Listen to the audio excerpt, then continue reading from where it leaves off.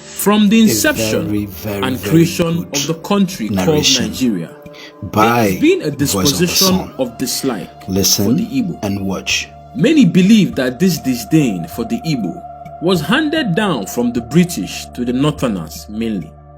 Or maybe this disdain for the Igbo was developed by the North, the West, and other parts of Nigeria because the Igbo were successful strangers in their host communities. The British, being the architects of Nigeria, disliked the Igbo because they were and are difficult to conquer or rule.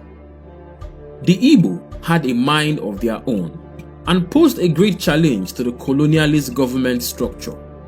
The Igbo lived an individualistic and egalitarian life and did not have a central authority through which the British could have ruled them.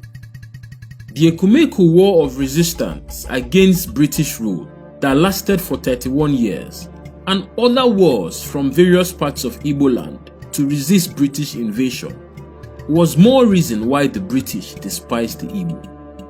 The difficulty of the Igbo drove the British to create more alliances with the northern emirs, among other leaders of other ethnic nationalities in Nigeria.